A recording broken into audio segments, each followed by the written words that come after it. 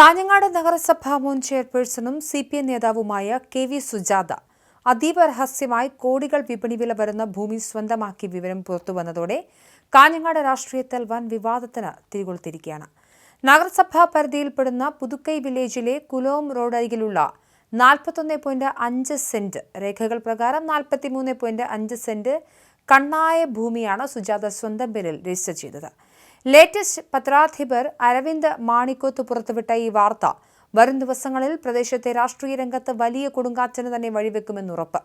Party വൃത്തങ്ങളോ പൊതുജനങ്ങളോ അറിയാതെ അതീവ രഹസ്യമായാണ് ഈ ഭൂമി ഇടപാടിന്റെ രജിസ്ട്രേഷൻ നടപടികൾ നീലേശ്വരം സബ് രജിസ്ട്രാർ ഓഫീസിൽ വെച്ച് പൂർത്തിയാക്കിയത്. ജന്മാധാര പ്രകാരം രജിസ്റ്റർ ചെയ്ത ഈ ഭൂമിക്ക് ആധാരത്തിൽ കാണിച്ചിരിക്കുന്ന വില 41 ലക്ഷം രൂപ മാത്രമാണ്. എന്നാൽ മടിക്കൈ ഗ്രാമപഞ്ചായത്ത് അതിർത്തിയോട് ചേർന്ന് കിടക്കുന്ന മെക്കാടം റോഡിന് പടിഞ്ഞാറ് ഭാഗത്തായുള്ള ഈ ഫലഭൂയിഷ്ഠമായ പ്രദേശത്ത് നിലവിൽ ഒരു സെന്റിന് കുറഞ്ഞത് 2.20 ലക്ഷം രൂപ വരെയാണ് വിപണി വില. യഥാർത്ഥ കണക്ക് വെച്ച് നോക്കുമ്പോൾ ഭൂമിയുടെ വിപണി മൂല്യം 1.5 കോടി മുതൽ 2 കോടി രൂപ വരെ വരുമെന്നാണ് ചൂണ്ടിക്കാണിക്കപ്പെടുന്നത്. നീലേശ്വരം സബ് രജിസ്ട്രാർ ഓഫീസിൽ ആധാരം കൈപ്പറ്റാൻ സുജാതയും ഭർത്താവ് റിട്ടയർഡ് എക്സൈസ് ഉദ്യോഗസ്ഥനുമായ കുഞ്ഞമ്പൂവും നേരിട്ടെത്തിയത് വലിയ രഹസ്യമായിട്ടായിരുന്നു.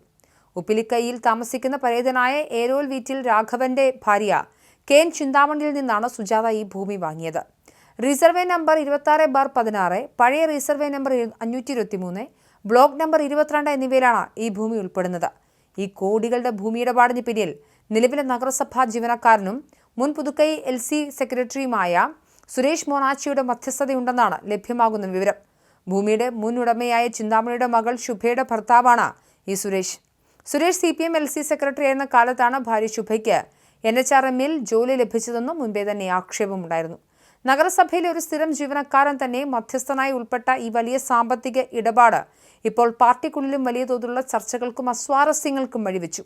ഒരു അധ്യാപിക എന്ന നിലയിലുള്ള വരുമാനം മാത്രം കൈമുതലായുള്ള KV സുജാതയ്ക്ക് വിപണിയിൽ 2 കോടിയോളം വിലമതിക്കുന്ന ഈ ആഡംബര ഭൂമി സ്വന്തമാക്കാൻ എങ്ങനെ സാധിച്ചു എന്ന ചോദ്യമാണ് നാട്ടുകാരും രാഷ്ട്രീയ എതിരാളികളും ഇപ്പോൾ ശക്തമായി ഉയർത്തുന്നത്. മുൻപ് 5 വർഷം നഗരസഭ ഭരിച്ചതിന്റെ മറവിലാണോ ഈ കോടികളുടെ സാമ്പത്തിക സമാഹരണം നടന്നതെന്നും ഭൂമിയിൽ മുടക്കിയ തുകയുടെ യഥാർത്ഥ ഉറവിടം എന്താണെന്നും വ്യക്തമാക്കേണ്ടതുണ്ട്. മുൻപ് ചെയർപേഴ്സൺ ആയിരുന്ന കാലത്ത് നഗരത്തിലെ ചില വൻകിട മുതലാളിമാർക്ക് നിയമവിരുദ്ധമായി കെട്ടിടം പണിയാൻ സുജാത വഴിവിട്ട സഹായങ്ങൾ നൽകിയെന്ന ആരോപണം അക്കാലത്ത് ശക്തമായിരുന്നു.